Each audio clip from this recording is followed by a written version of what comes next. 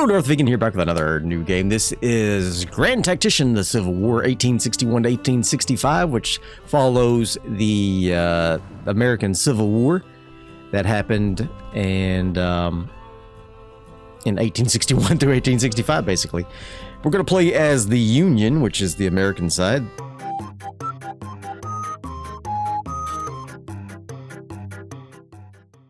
Alright, so this is the spring of 1861 campaign. When we first get started, there's not much you can do except build up some armies, so we're going to do that.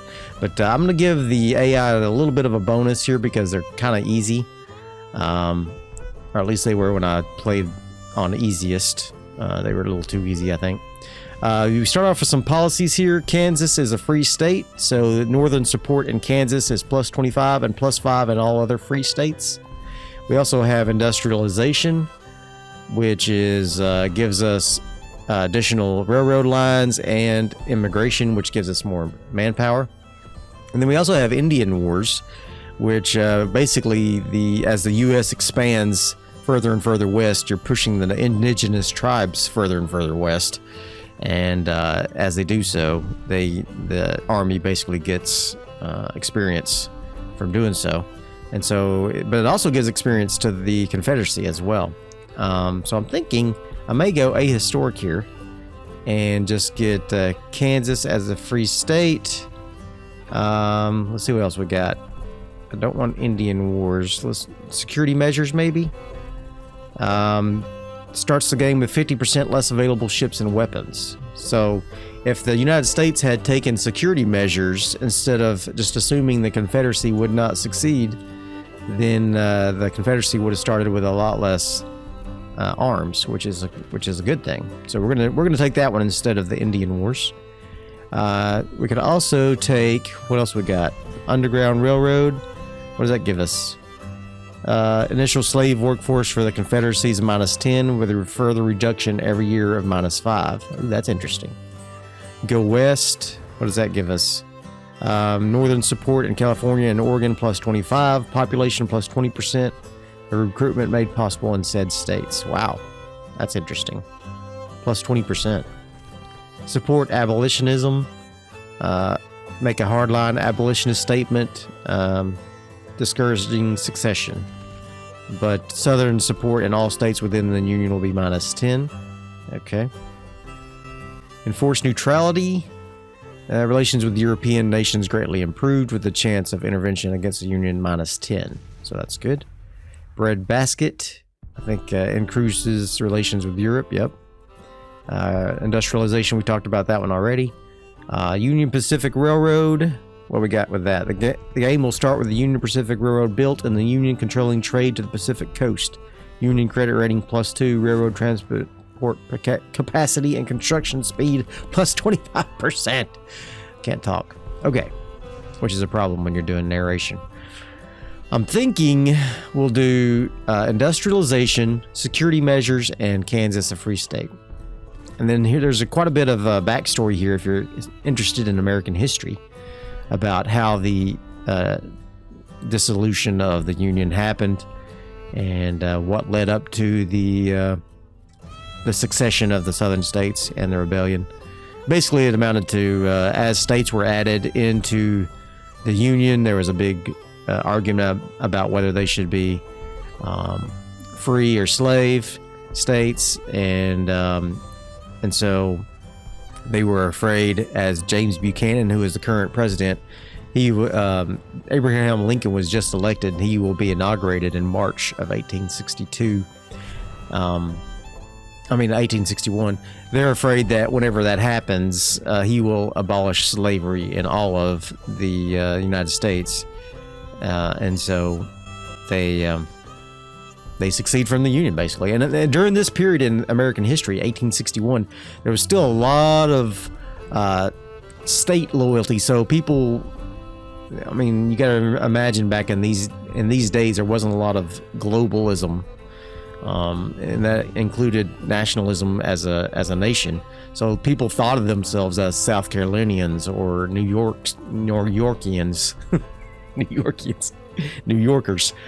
They didn't think of themselves as Americans. They did, but it wasn't like to the point that we see today. So there was a lot of loyalty to their home state, and so basically whatever happened to their home state, they just they went along with it. So, you know, different time. So let's get started.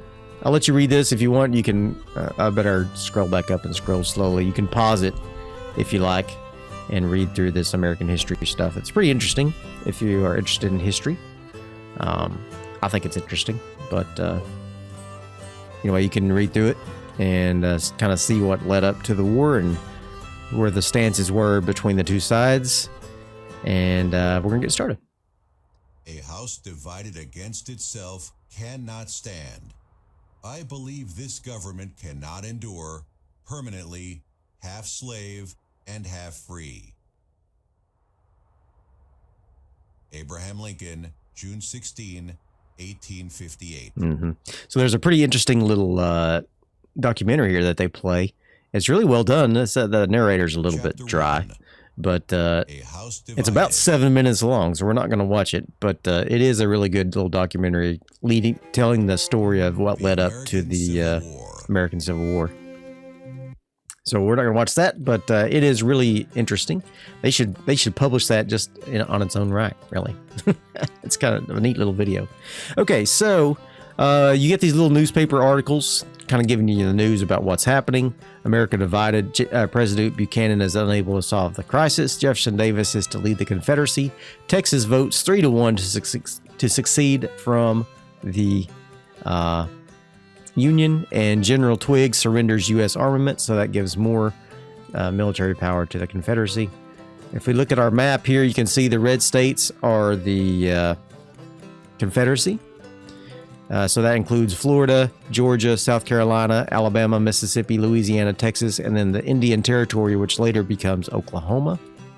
The blue states are the Union, or the United States. That is the Kansas territories, Nebraska territories, Dakota territories, Minnesota, Iowa, Missouri, Wisconsin, Illinois, Indiana, Michigan, Ohio, Pennsylvania, Maryland, Delaware, New Jersey, New York, Connecticut, Rhode Island, Massachusetts, Vermont, New Hampshire, and Maine.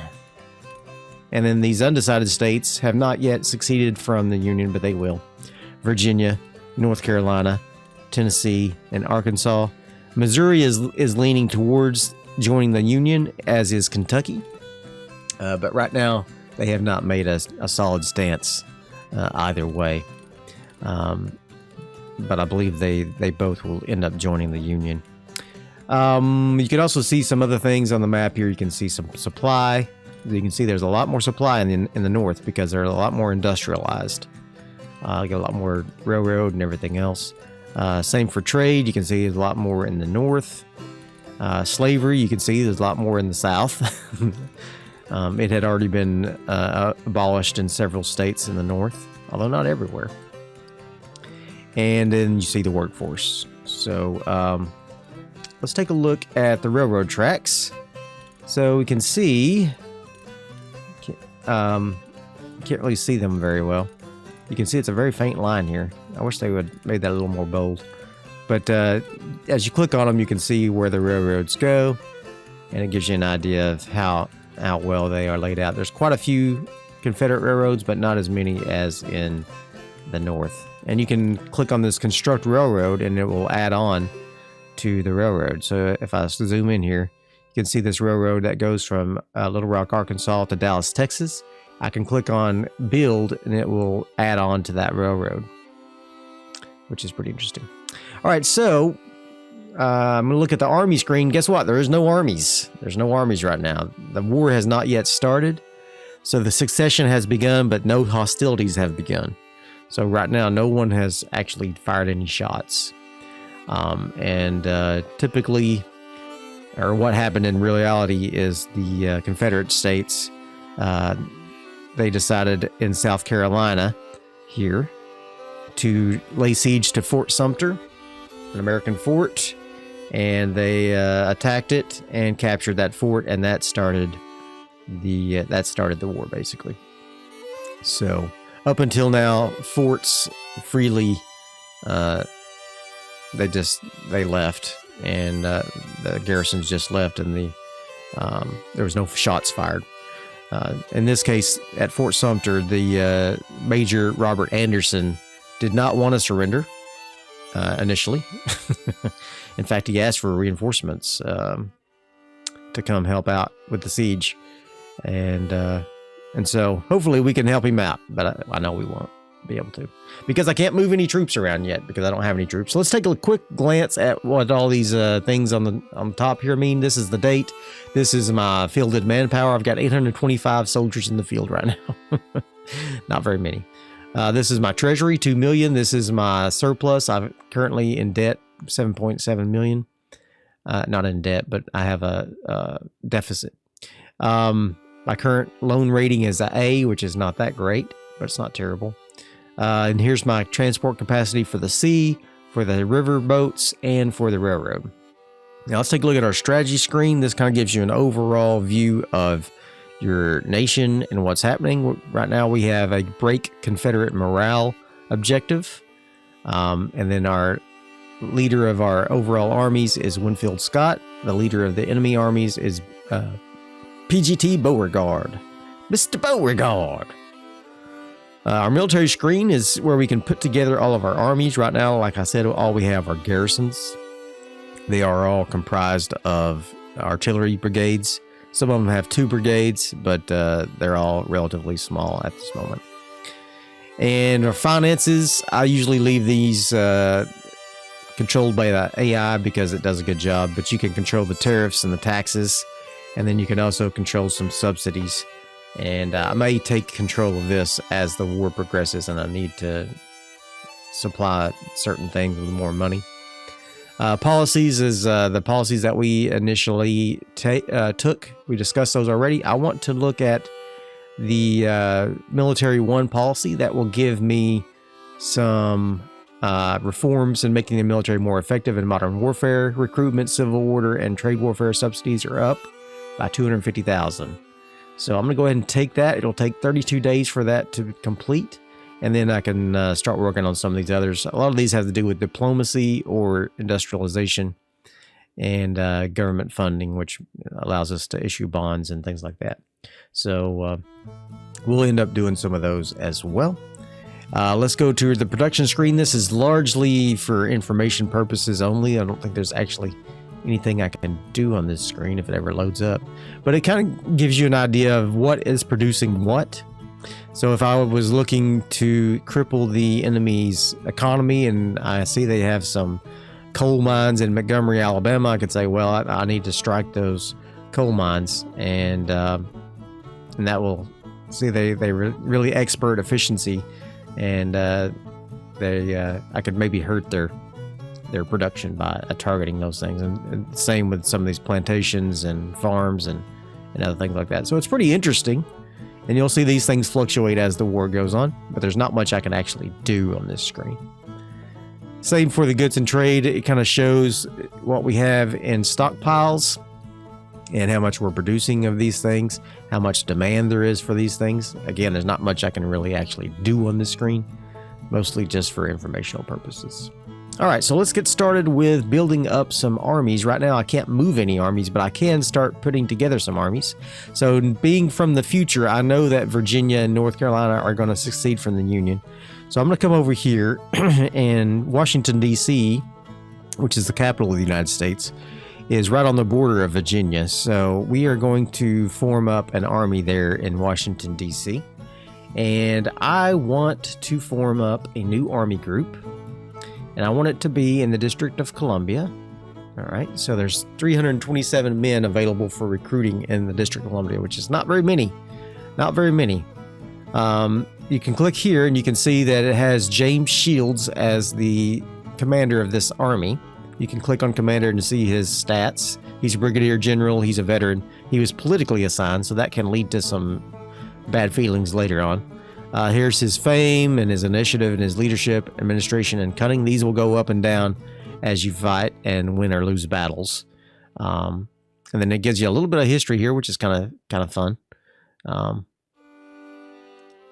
And you can also go to replace him with all these historically accurate generals. and colonels and lieutenant colonels and majors and captains and lieutenants. Pretty interesting. Ulysses S. Grant at this time is just a captain. He later goes on to become leader of the entire Union Army and then later the President of the United States. Interesting. You can do the same thing with the fleets, and you can also just look at your officers if you wish. All right, so let's go ahead and start a new army group from the District of Columbia. You can see that this is the support in that state for the war effort. This is the men that are already fielded from those states. These are the casualties and the deserters for those states, and these are the volunteers that are ready to serve from those states. And then later, when we enact the draft, these will be the conscripted soldiers that are available. Conscripted. What did I say? Constricted? No, conscripted. District of Columbia, which is Washington, D.C. Oh, wait, did I already do that? Hold on. Yes, I already did the Army of Washington. Okay, my bad. All right, so I'm going to add in a new group to this Army of Washington. It's going to be the 1st Division, which is led by Joseph Hooker. Mr. Hooker here is, what is he? A colonel? He's an artillery man. So we're going to go ahead and add in some artillery for him from the District of Columbia. There's only 327 men available here for drafting, so there's not much you can draft in the way of infantry because you need 750 recruits for that. For cavalry, you need 625, and then for artillery, you only need 60. So we're going to do artillery. You can change their uniforms, which is pretty cool. Yep, so this guy looks kind of frumpy. We're going to take him for the Washington, D.C. Army. And I'm going to take him for a brigade. And another brigade here in Washington. We're going to do 3. Just like so. Where's your frumpy suit? There it is. Okay. So we got 3 brigades of artillery there. Now we need to add in some infantry. So this division is led by, this division is led by Gorman. He's a veteran colonel, politically assigned. Okay, his administration and cunning is not great. That's okay. We are going to add in some infantry for him, but we can't get infantry from District of Columbia, so they're going to have to come from neighboring states, like, say, Pennsylvania. So we'll get an infantry brigade from Pennsylvania, 750. They've got 1,654, so we can at least do 2 brigades from there. This guy looks like a Pennsylvanian, doesn't he? So we're going to recruit him. We'll add in another Pennsylvania brigade of infantry. There we go. Awesome. And then we're going to do one more from another state. We'll do New York, I guess. They got 5,312. It'll take longer for these guys to get there. Let's get a nice New Yorker. He looks like a New Yorker, doesn't he? All right. You can also change the colors if you wanted to. I like these typical Union colors, so I'm gonna leave them as is. But you can change the colors if you like. So you could do like butternut, squash, and some nice uniforms like that. There you go, New Yorkers. All right, and we'll add one more unit from New York. There you go. Just like so. All right, so now we've got 2 Pennsylvania State Militia brigades. And then we got 2 brigades coming from New York. Now you can see as I highlight over there, it takes 13 days to get there from Pennsylvania, 18 days from New York, 30 days for these 13 days for the 1st brigade, 19 days for the 2nd brigade, and 30 days for the 3rd brigade, probably because they have to ship in those weapons, more than likely. We're going to go ahead and add in one more division. This is led by Dixon Miles. He's infantry, which is unfortunate because I want a cavalry guy. So let me see if I can find a guy that has some cavalry experience here. Abercrombie and Fitch. We don't have any cavalry guys? Come on. What about lieutenant colonels? Any cavalry specific guys that are lieutenant colonels? Nobody likes the cav, I guess. All right. Well, we'll just add in some of these guys in. Let's see. This guy's actually not bad. He doesn't look like much, but He fought for the independence of Texas. Okay. Dropped out of West Point due to poor grades.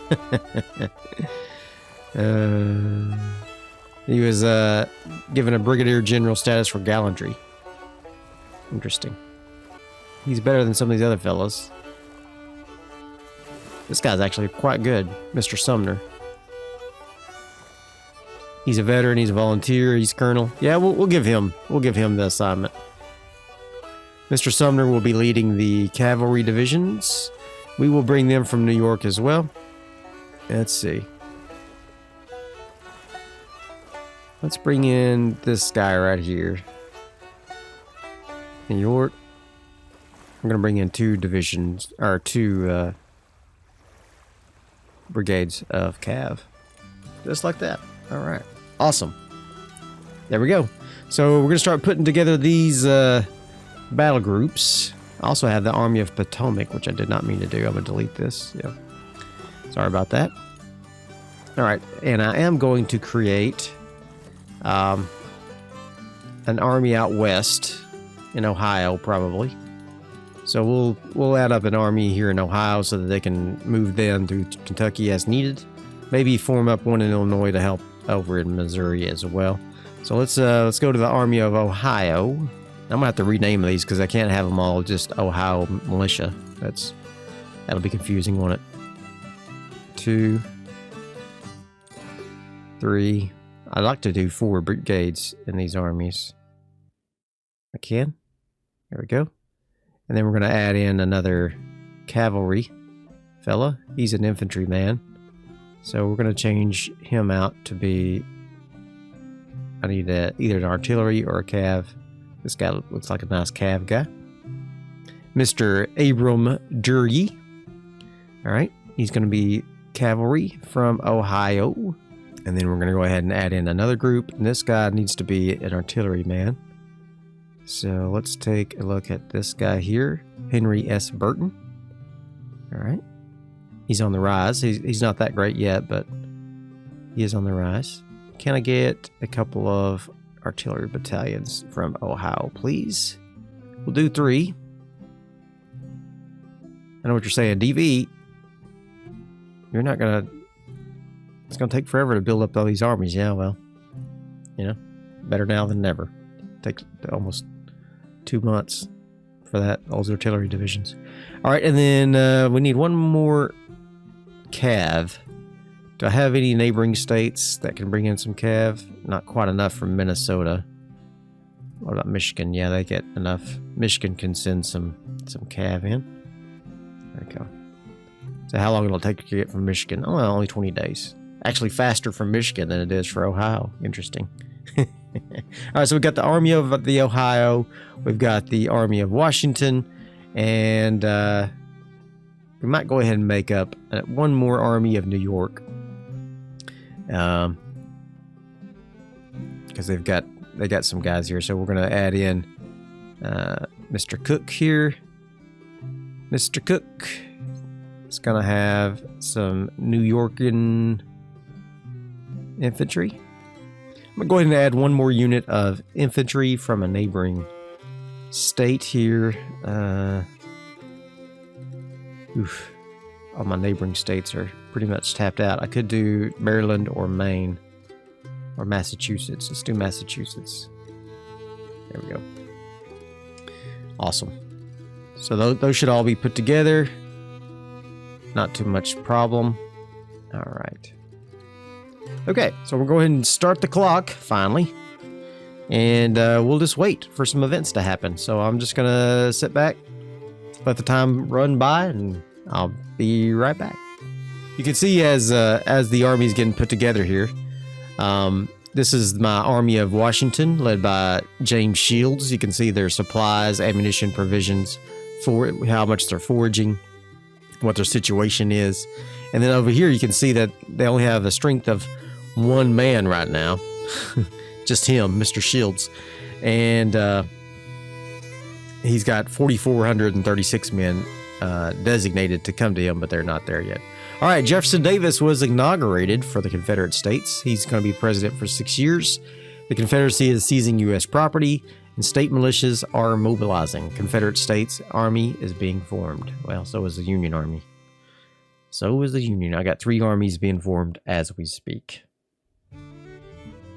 Lincoln is now inaugurated, the 16th President of the United States. A new cabinet is to kind of handle the crisis. Buchanan leaves office, and the northern population calls for action. We need action. No more words. We need action. Here's our only fleet of boats, the home squadron. All right, so we got Commander, or is it Commodore? Let's take a look at him. Commodore Garrett Pendergrast. He's got 11 ships, 119 guns, 91 firepower. Interesting. Looks like mostly sail ships. Oh, there's a couple steamers, maybe. Yeah, interesting. Virginia's loyalty to the Union is questioned. Rumors of increasing support for secession. Further states threatening to leave the Union. Confederate support in Virginia soars. Virginia is the powerhouse of the South. I can't move anything right now. Pre-war. All right, we're finally getting some troops into the Army of Washington here. Got 872 men in there, which is good. Our readiness is slowly increasing. Confederate States Army is established. Organization patterned after the U.S. Army, of course. Why wouldn't it be? Davis authorized to call up to 100,000 men. The regular army of 16,000 men is planned. State militias commanded by state governments. Well, it's bad news. Bad news. The United States is crumbling. All right, I'm going to go ahead and create a little riverboat fleet over on near Cairo, Illinois.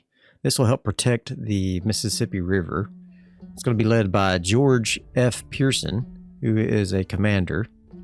And we're going to construct some new ships because I don't think I have any available for that. Okay, so what can we do for riverboats? I guess the ones here are the ship's tender gunboat.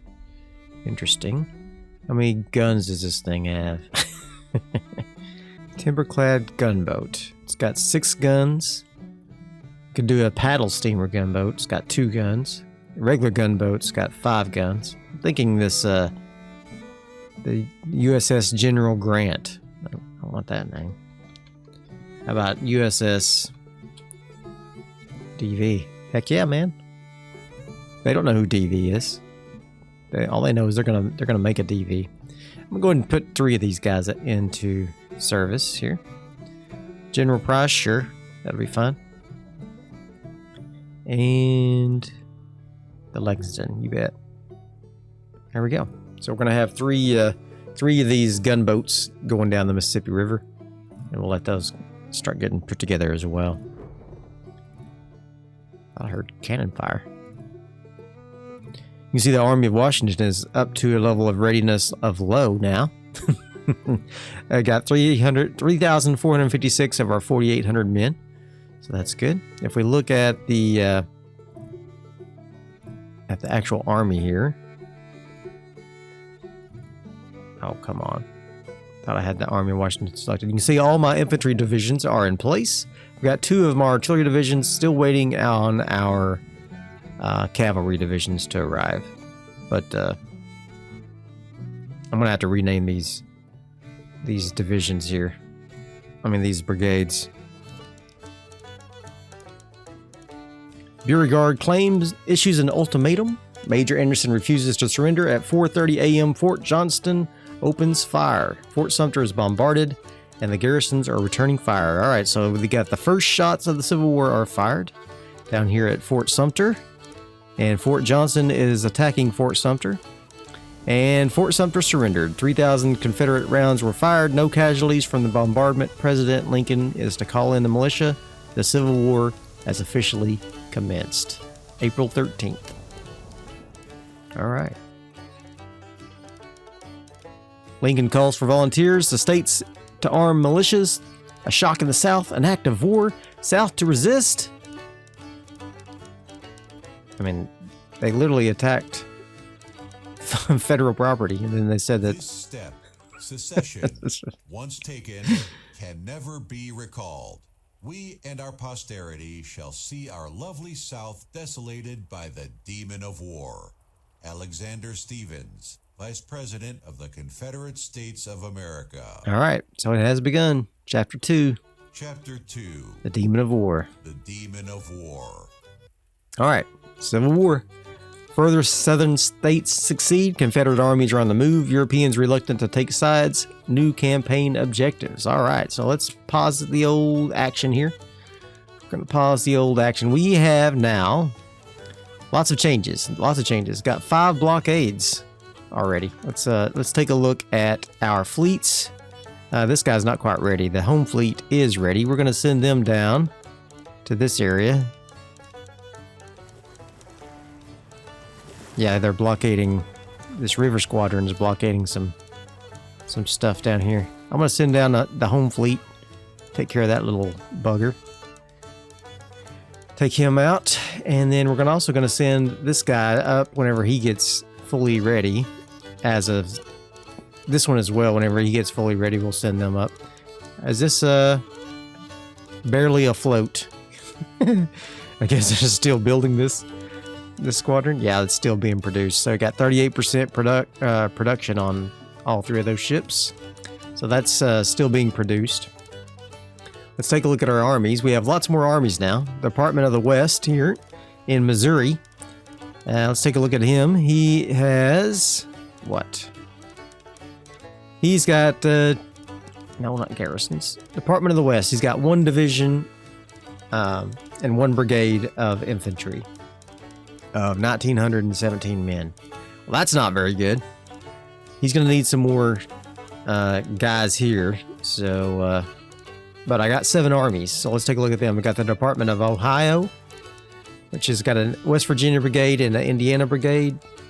We got the Department of Pennsylvania, which has got a Patterson's artillery and 4 brigades of infantry. We got the Army of Northeastern Virginia, which has some cavalry. All right, let's do a little bit of rearranging here. I want these guys. Is anybody good at specific things? This guy's good at infantry. This guy's good at artillery. All right, so once you move your infantry divisions over to this guy, I mean your infantry brigade, excuse me, I keep saying divisions. Got them reorganized. The Army of Washington, which I put together, they are all set. Army of Ohio, still bringing in their artillery. How much longer for that? 12 days and 22 days, okay. And then the Army of New York is still being put together as well. The Department of the West has got the Missouri Brigade. Okay. Awesome.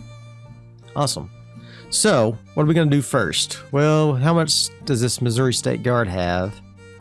They have 2,000 men against my 1,700. So, I might ought to go ahead and start calling in some reinforcements for the old Missouri guys here. So, we got this Department of the Ohio, which has got 2,400 men. I could bring them over. Where's my Army of the Ohio? They're up there. Okay, so if I bring these guys over by railroad, they could go to Indianapolis and then on over to Missouri. Pretty easily, I think, this Department of Ohio, which has one brigade of infantry. So let's go ahead and do that. Let's get these guys set up to move down to St. Louis, Missouri. Hopefully they'll take that railroad. I'm going to tell them to take the railroad. And we'll issue that move. Okay. So they should start making that move. And I probably will want to take this town here of Wheeling, Virginia, because they cut our railroad line here going through Pittsburgh. So as soon as this guy gets ready with the Army of Ohio, we'll send him down and take Wheeling, Virginia. So what does he lack? He lacks a couple of these guys. I think I can go ahead and move him probably, but I'm going to wait for his readiness to go up. What else do we got? We've got the Department of Pennsylvania facing off against the Army of the Shenandoah here. Army of the Shenandoah has got 2,200 men. The Department of Pennsylvania's got 6,701. So I already know what I'm going to do. I'm going to be brazen, and I'm going to move this Department of Pennsylvania down to Harper's Ferry.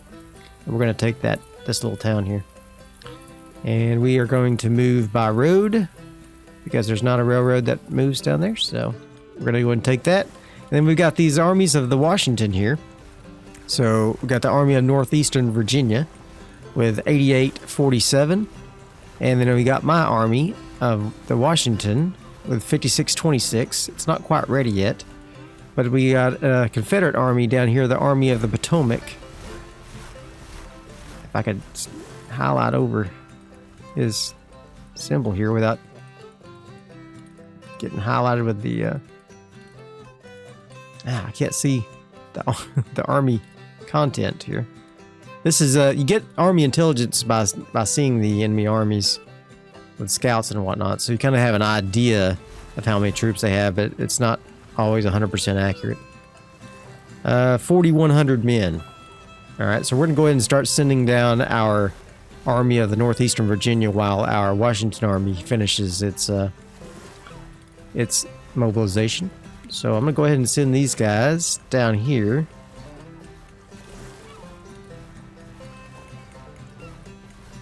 Yep, we're gonna head on down to Alexandria, Virginia. There we go. So it'll take half an hour for that order to be issued, and then they'll start their move. How's the armies up here looking? Got an Army of New York somewhere here. That's still being put together. Okay. All right, so we got some armies on the move already. That's good. We're going to be aggressive. Be aggressive. Be aggressive. So this home squadron's on the move. This guy's still getting ready. All right. So we're gonna take the first actions and try to do a lightning strike, a blitzkrieg, as you might say, against the Confederate forces who are bordering Washington, D.C. And as we already heard, Virginia is a powerhouse of the southern states. So the enemy Army of the Potomac seems to have withdrawn, as obviously trying to regroup. Interesting. So they are retreating here from Alexandria, which they should, because we've got a much larger army.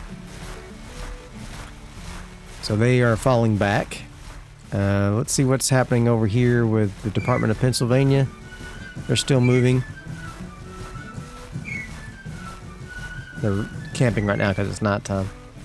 Everybody's camping. It's hard to march during the night. Oh, he's got some rear... Looks like we got a little bit of skirmishing going on between our armies. I'd love to get an actual engagement.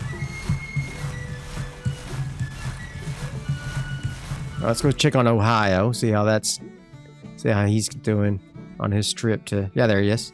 He's on the railroad. No, he's marching. Why are you marching? Oh, well. It's a long march, buddy. Maybe he'll take a train from Indianapolis. A flying flotilla. I didn't even see them. Can you go ahead and blockade? Or you got two little ships? Okay. Let's see if you can do a blockade. Guess he can't do a blockade. Not available. Oh, there it is. There we go. Alright, why don't you do some blockading? And then you'll do... He's gonna relieve this blockade, hopefully. Alright, we're taking Alexandria from Virginia, which will give us 4 points. I don't know what those points are for, but... It's doing good. We got one Union invasion, one Confederate invasion. Where's this Confederate invasion at? Ah, it's over here. Missouri State Guard. They are actually in low supply, so they may end up having to retreat. Pendergrass is at his destination. Alright. The Union passes the Regulars Act. Regular brigades formed. Lots of examples for the militia. Well-trained troops to end the rebellion. More regulars are recruited. Alright, cool. Let's take a look at our military then. Let's see what that gave us. Okay. I'm not sure exactly where those troops are. Legal blockade. Let's see. This will discourage European trade fleets from helping the Confederate blockade runners. It will also infuriate European leaders. Okay. Letters of marque. No thanks. Military 2, which does what? Recruitment, civil order, and trade warfare subsidies up to 500,000. Okay. What's the Militia Act? Let's see what we need for that. Oh, it's already active. What about Militia Act 2? These contracts allow units to remain in the army long enough to be more effective. So right now, the militia is only here for 3 months. Let's go ahead and activate the 12-month contracts. 3 months is barely enough for a campaign. That means after summer, all the troops will be going home. So, yeah. Chugga, chugga, chugga, chugga, chugga, chugga, chugga, chugga, chugga, chugga. Alright, so they're blockading those guys. That's good. Alright, Shenandoah is still sitting. Army of Potomac is down here in whatever this town is.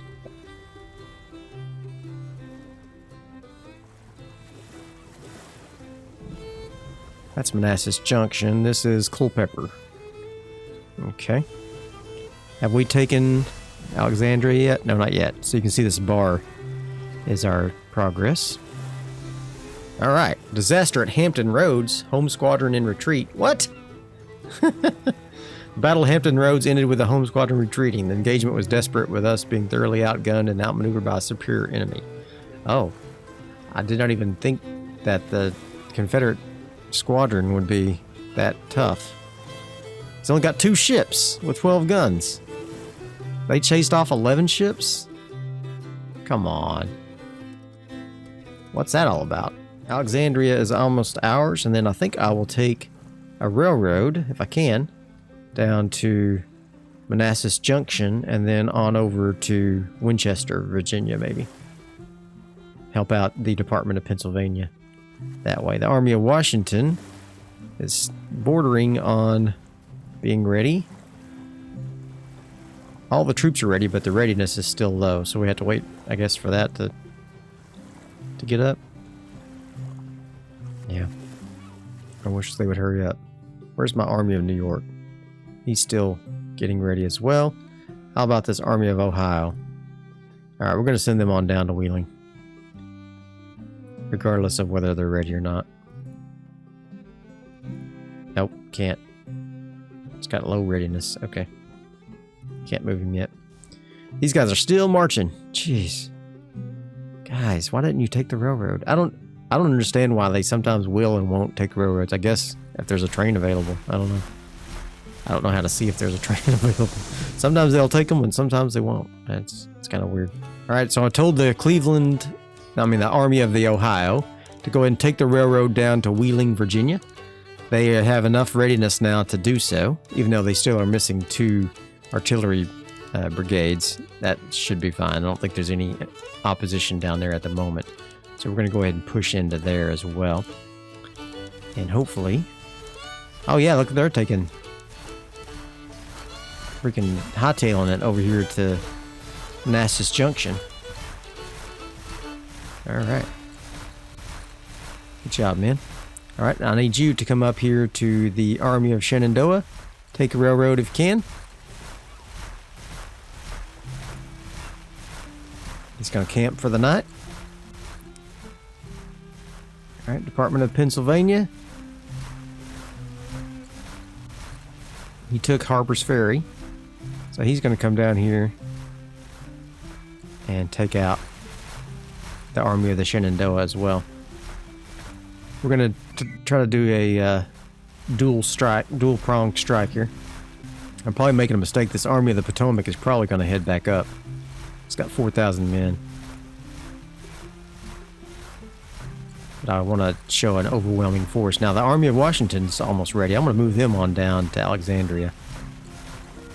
Tell them to head on down there, even though they're not quite ready.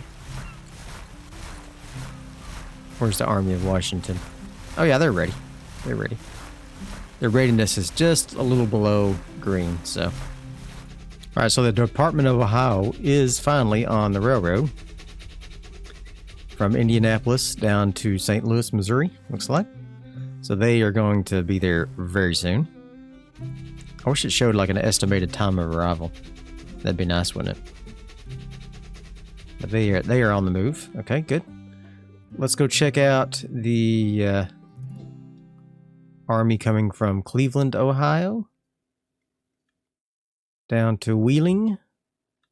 So they took the railroad as well, down to Pittsburgh, and now they're going to march on down to Wheeling, Virginia. So that's good. Over here, looks like the Army of the Shenandoah is on a rear guard march. They are retreating, and the Department of Pennsylvania is pushing forward.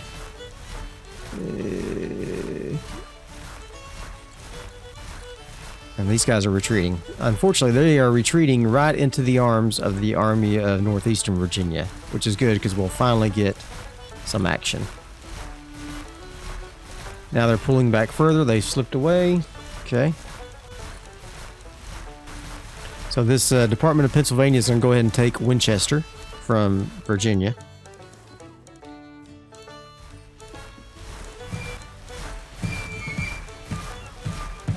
Oh, the Army of the Potomac. Okay, this must be where my regulars are. I don't know where they came from.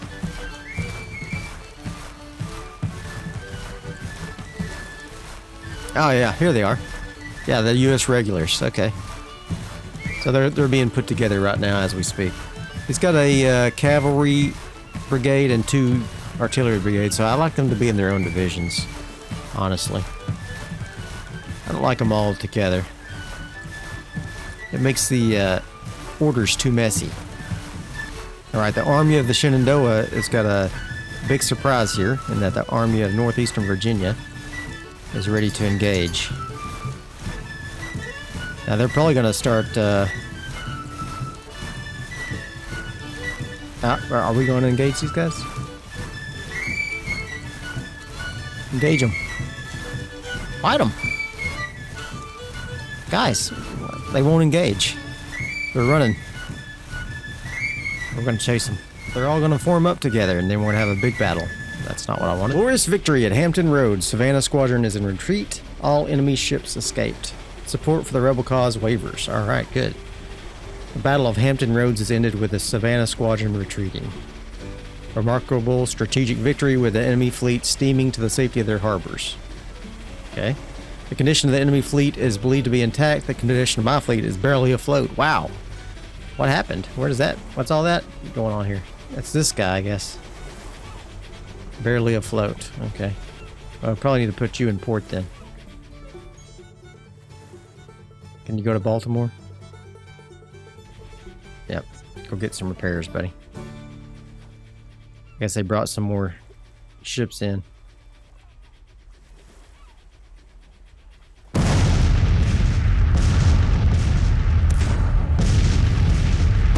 Guess the fort is firing on this river squadron. How many ships do they have? 2. Okay. How many ships are in here in the flying flotilla? 2. I'll bring them down here. Alright, I'd like to engage these guys, but they keep running. McDowell's at his destination. Okay, they're well rested. McDowell? Oh, the Shenandoah is still running. Okay, we're going to head on down to the Army of the Potomac then. With all these guys. The Shenandoah is just running and running.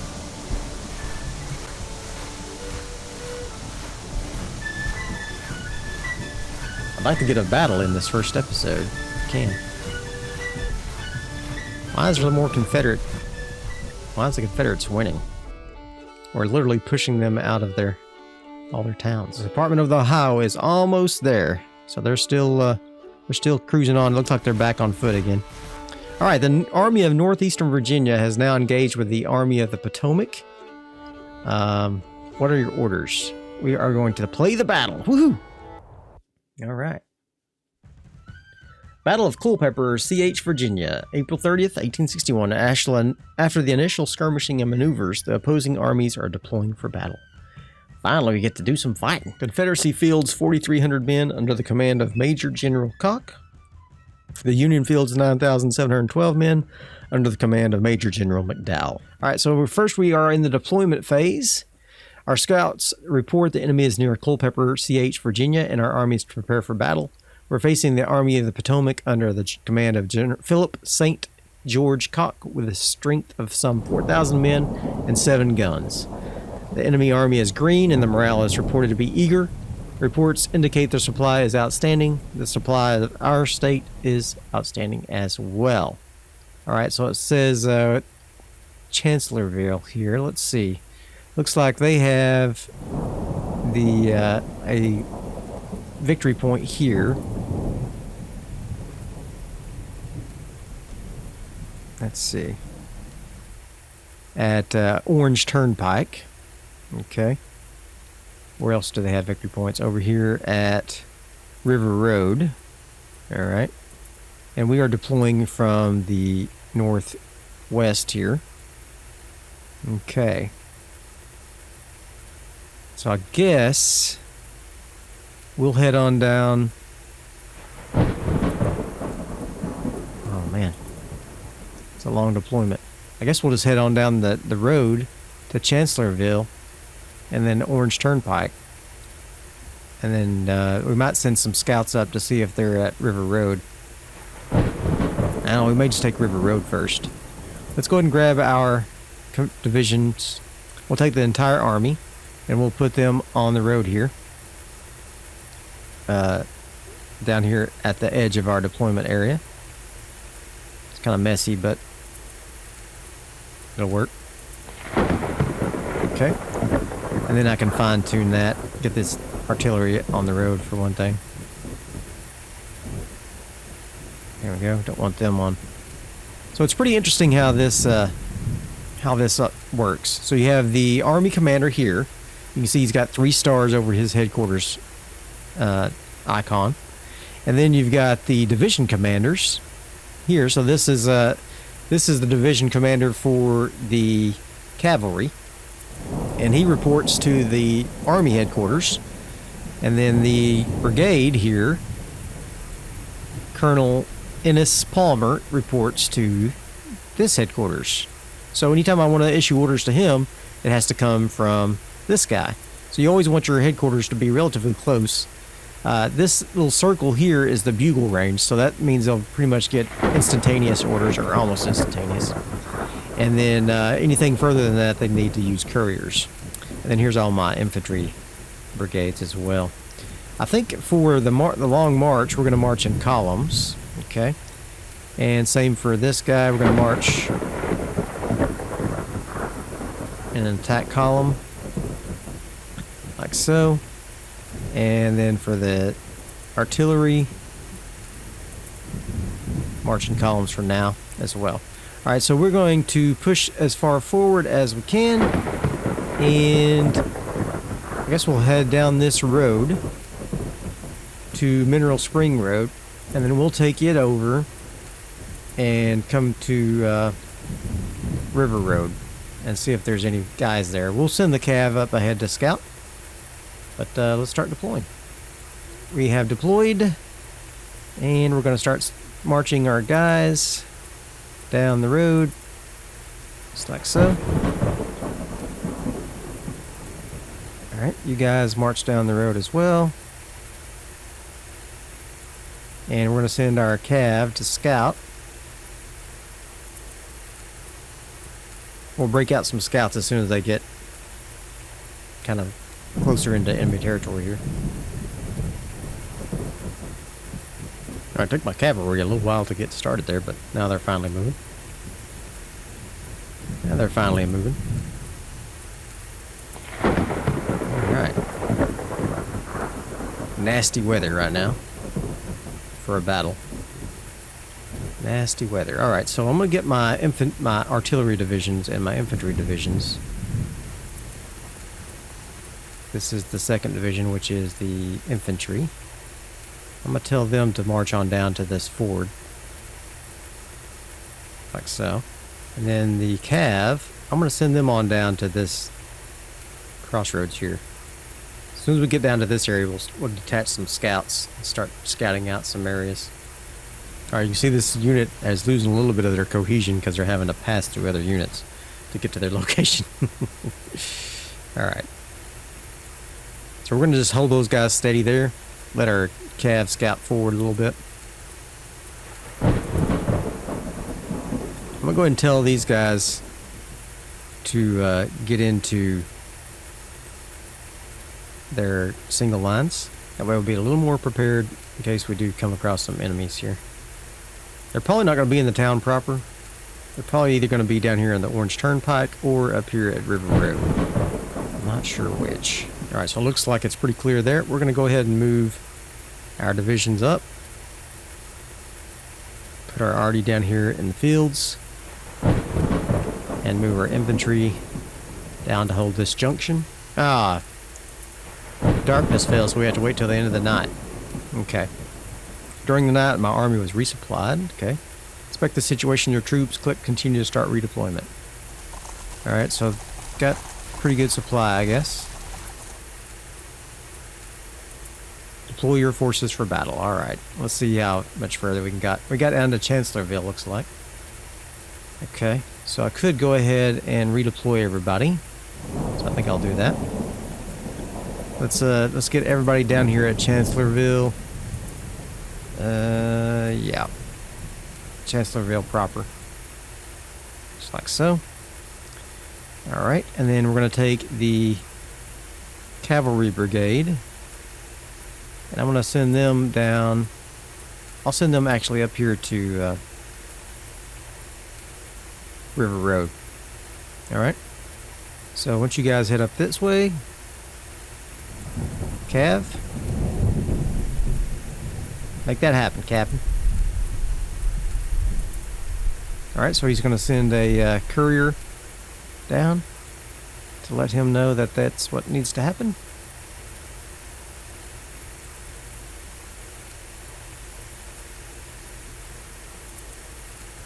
And they're on their way.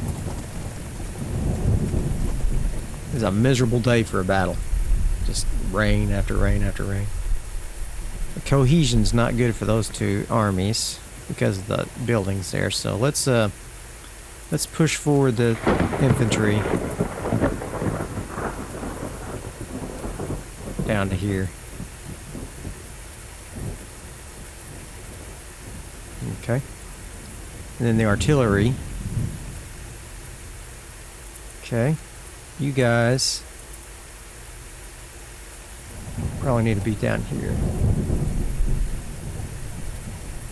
Alright.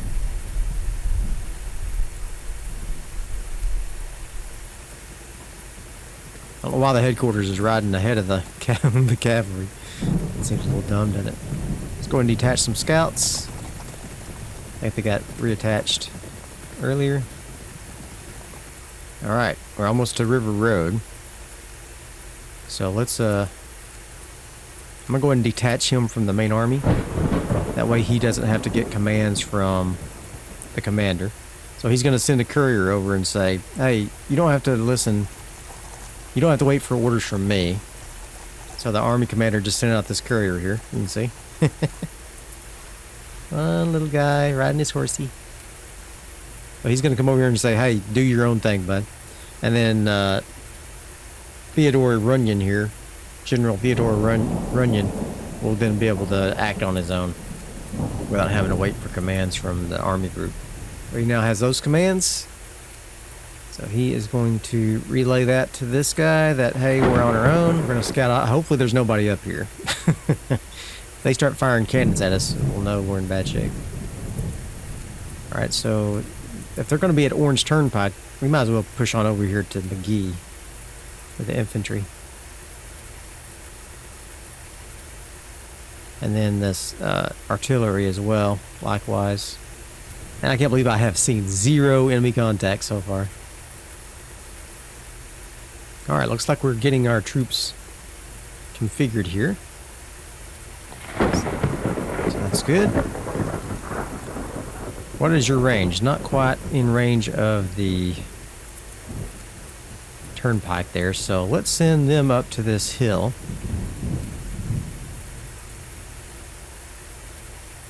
right here. Send my artillery up there. We're gonna send the infantry. You know what? I want to send forward a couple of skirmishers here. Detach some skirmishers. There you go. You guys come forward down to here. Skirmishers. He's gonna stay up ahead of the main army. We're gonna push forward and see if we can see any enemies. Still nothing. Nothing at River Road. I'll go ahead and capture this objective with my cavalry. We'll capture that, and then we'll bring them back down here to flank. They've got to be here at Orange Turnpike. Gotta be. Alright, skirmishers, push forward a little bit to the river. See what you can see. Report back. Nothing. Infantry move forward. Headquarters move forward. Infantry, head up to this fence row. Skirmishers, I mean.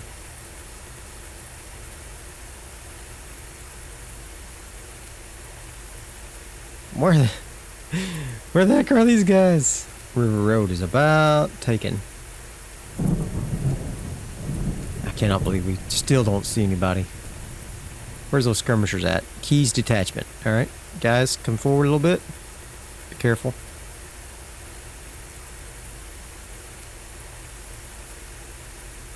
These guns are short range, man. Push forward.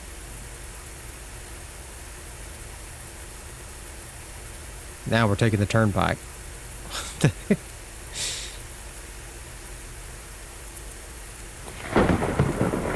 They are just hiding out somewhere. Where the heck are they? Okay. Well, this is surprising. I've never had guys hiding like this. Let's push this guy up, I guess, up north to Fitza. See if we can find the enemy there, maybe. Oh, found them. Found some barricades, at least, across the road. Hold up, boys. Halt. Halt your movement. Halt. Call halt. This is where they're at. Found them. Guys, down here, I need you to start heading back up north. Head back up north. Is there a way I can flank them? Yes, come back up here. Come that way. And then, yeah, they're winded from all that marching. Where's my artillery at? It's definitely where the enemy is. Okay, we found them. Can I do scouts now, please? No, it still won't let me. I don't know what the deal is. Push forward a little. See if we can see some enemy activity.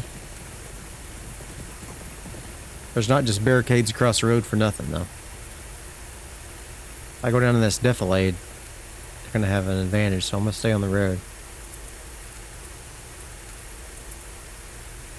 Just see if I can see them. I should see them before I'm in range of their guns.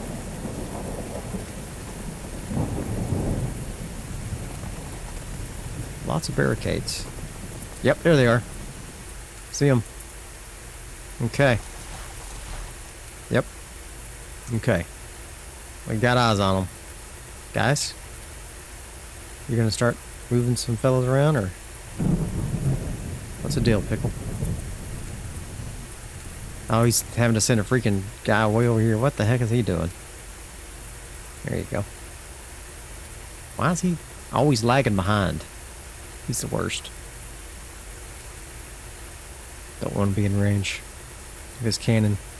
He's got his Louisiana batteries coming up. Alright, my army's on the move, but it's not fast. In fact, we might be able to come around here and flank those cannons. do it right. Alright. Looks like our infantry is getting into position. Gonna have to take the long way around in order to flank those guys. But I think it'll be worth it. You guys move that way. You guys move that way as well. I might just split my forces and take 2 up this way. Uh-oh. Ho ho ho ho ho ho ho ho ho ho ho ho ho ho ho ho ho ho. Go, go, go. Go, Cav, go.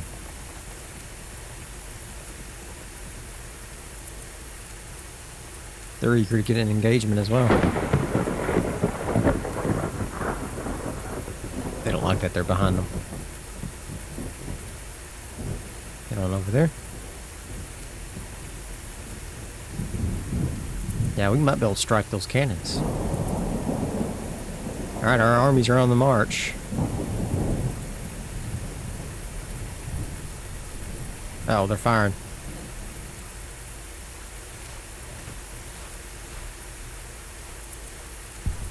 Oof. Run. Run, Cav. Oof.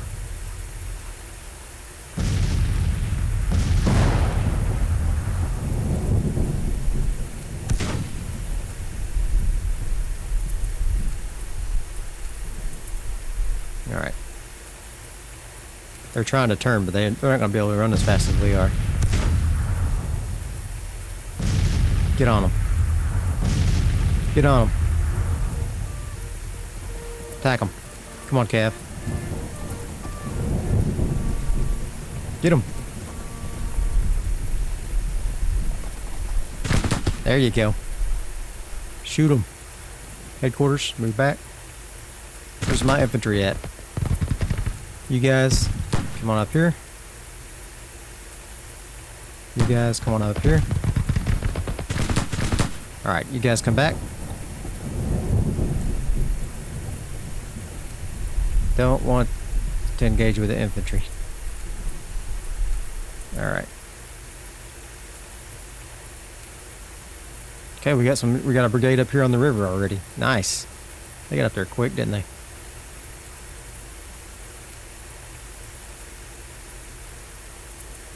Let's get these other brigades up here. They're going to be in trouble soon.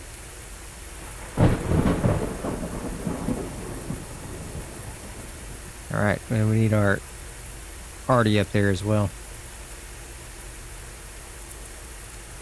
Army headquarters, come on up here. Okay. Division headquarters, get up there as well. Okay. Got everybody on the move. Ah, it's the end of the day. No. Okay. Let's see where I can redeploy at. So I can redeploy in this area or down here. All right. Well. All right. So I got this cavalry brigade. Let's get our infantry brigades up here along this fence row.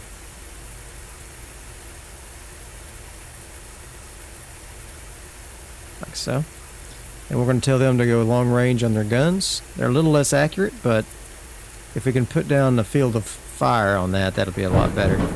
Cannons. I might just go ahead and put them up here. That'll be overlooking them. Like so. I'll put the division commander up here as well. And then army headquarters be up here. For these guys, I could just do all my force in one push instead of having them all separated up. Probably be wiser, especially since I'm gonna have to be so far back. Yeah. So let's get these two guys formed up with these guys. Like so. Put them on long range. These guys.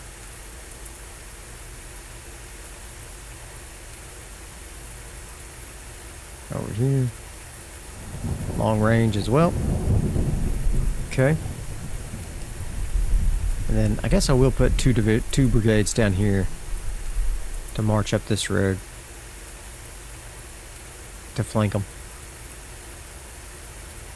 Okay. And then this is the headquarters. Okay. Alright, I guess we're ready.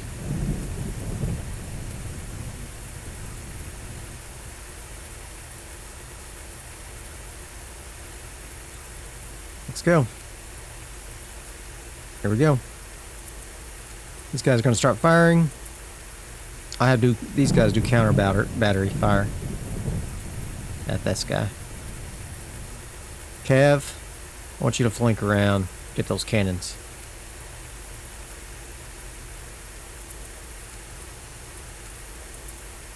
All right. We ready? You guys look pathetic. What are you doing? Line up. Alright, so we're going to have to wheel this guy around.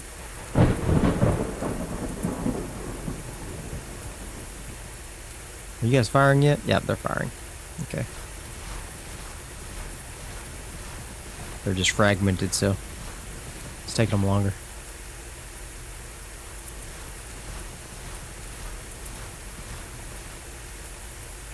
Alright. Get these divisions up behind their backs. This will make them break quick. Okay. Go, hustle, men, hustle. Guys, better get ready. We're about to get engaged.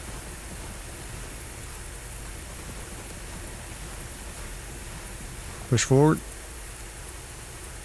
Enclose them.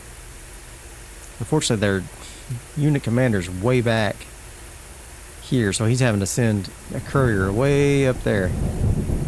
I don't know why they didn't get redeployed along with the fire. Fire on those men.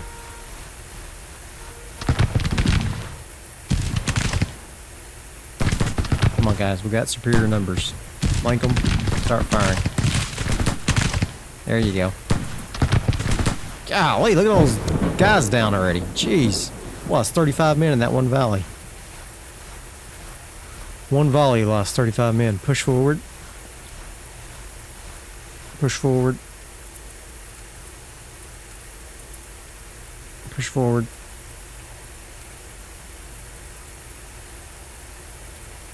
It's taking forever to get my orders up here because the stupid division commander is way back. Alright, here comes the division commander. Courier.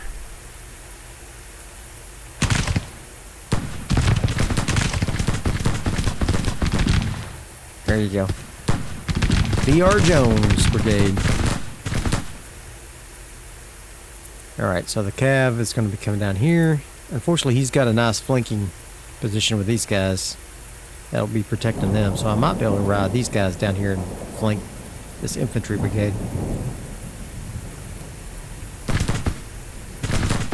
These guys are idle, not even firing.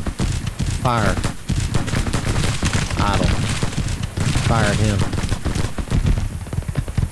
Alright, we got these two brigades coming up. Burnside was wounded. Colonel Burnside received severe wounds. Oh no!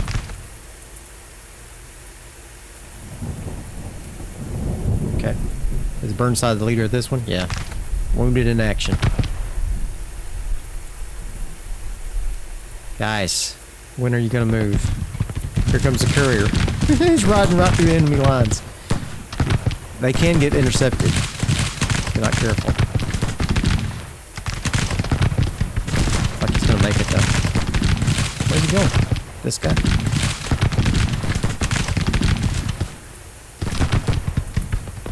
I didn't know the freaking division commanders wouldn't get relocated. Annoying. Alright. You guys get ready to fire on them.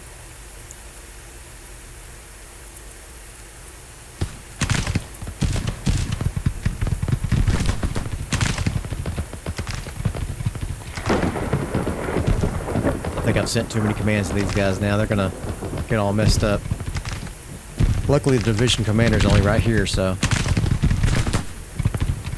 I don't want them to cross that river. I want them to fire on these guys. Alright, this guy's getting flanked like crazy. So he's in bad shape. He shows to be outflanked, the cavalry does, but in reality, it's just the cannons. Just don't appear to be firing, they appear to be moving. Alright guys, keep firing, keep firing. Dr. Jones' brigade is in bad shape. 213 casualties for him. Can I fire on these guys, please? Come on, guys. No, don't move down there. I want you to attack.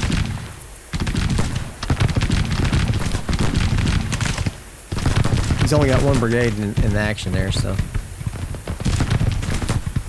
You guys move up there. You guys move up there. Come on. Make it happen. They're gonna come under fire when they're marching, unfortunately. Baker's in contact. Baker's in contact. Who's Baker? Richardson, Keyes, Burnside, Baker. Okay, Baker's in contact. Is he finally firing?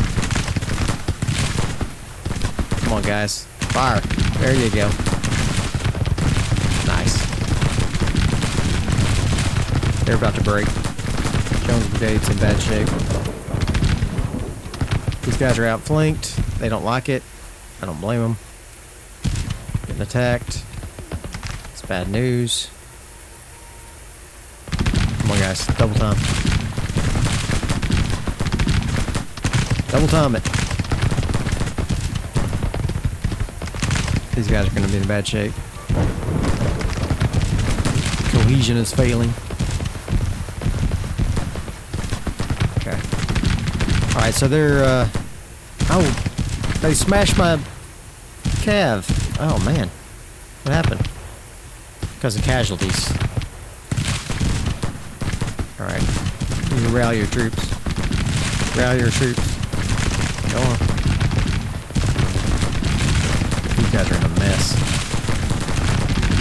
What? The 2nd Brigade broke. Dang. Alright, you feel that hole?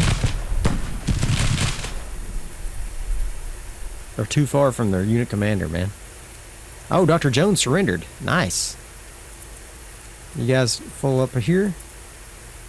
Needs to be retreating. Okay, good. Well, that was a mixed result, I think. Of course, my cavalry is not capable of capturing anybody now at this point. Let's see if we can capture some of these guys.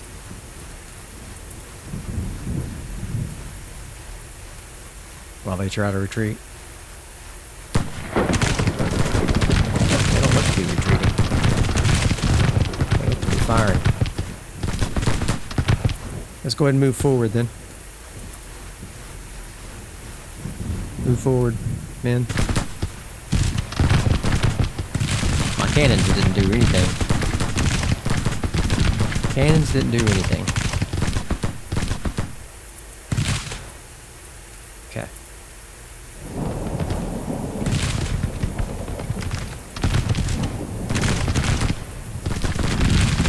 Let's see if I can rally with this guy. He's pretty far from his broken troop though, unfortunately.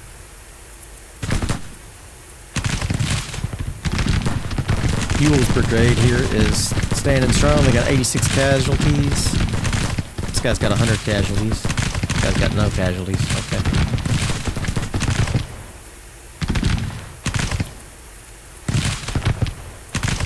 Alright, why don't you get back just a little bit here, headquarters man.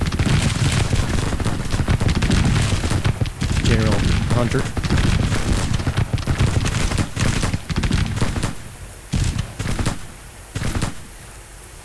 These guys don't have the full force of their fire being brought to bear because they're kind of taking cover, which, you know, I understand, but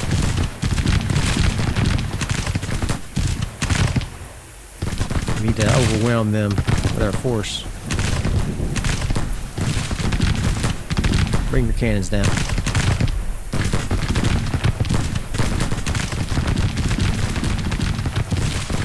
Army commander, come on down.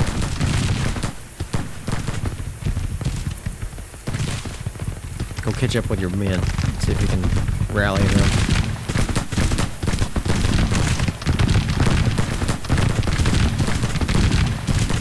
Alright, we've got 145 casualties and 42 casualties.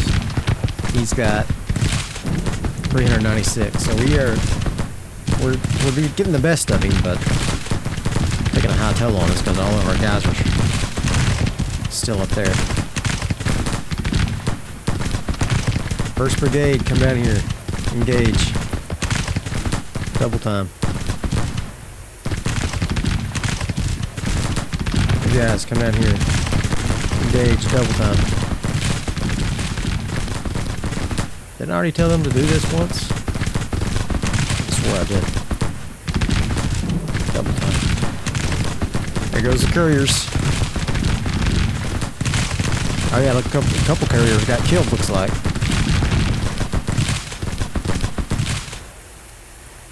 That's maybe the last one they're not moving.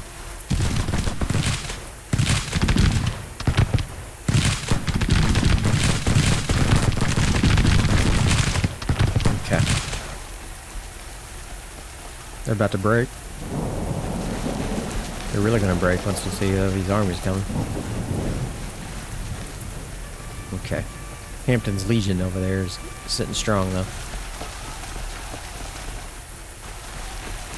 They're retreating, or they're falling back. Let's see if we can push forward a little bit with this guy.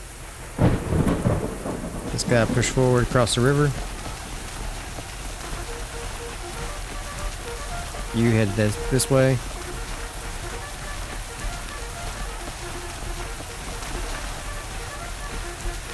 There we go. We got this. Come on, man.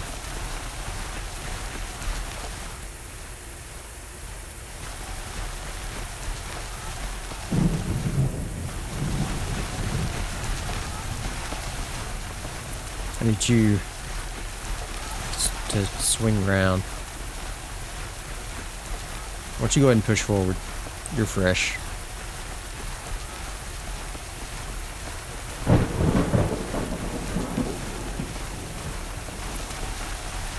You guys push out this way. Do a flanking maneuver. We're trying to hold this little riverbank there.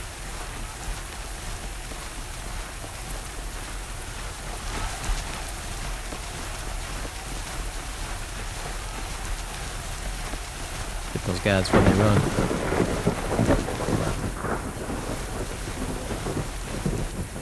Alright, I'm gonna see if I can come up here. Oh, we won. That's like, what's happening? Alright, we're victorious. Great. Okay, so we lost 465 of our 9,000. He lost 2,300 of his 4,300. I didn't lose any guns or cavalry. I did lose some cavalry. So, overall, pretty good victory. Pretty good victory. Pretty good victory. The Battle of Culpeper, CH, ended on May 2nd with a federal major victory. Due to his bad performance in battle, Colonel Palmer has fallen to disgrace in the eyes of his men and the public. Who's Colonel Palmer? The enemy's national morale drops by 0.82, while our military experience rises by 1.02. Interesting. Very good. All right. Glorious victory at Culpeper, CH. Army of the Potomac fleeing in panic. Colonel Palmer loses face. General Koch loses face. Support for the rebel cause wavers. Excellent. All right. So who is who? All right. So this is McDowell. Let's take a look at the Army of Northeastern Virginia. Who lost face? Palmer. Ah, it's the guy who retreated. Okay. The New York Cavalry. That's unfortunate. Let's see if we can get some better weapons for these guys. Nope, can't. Okay. Alright, so that's going to be about it for this first episode. I hope you enjoyed it. If you did, be sure and hit that like button. And I'll see you guys next time. Bye.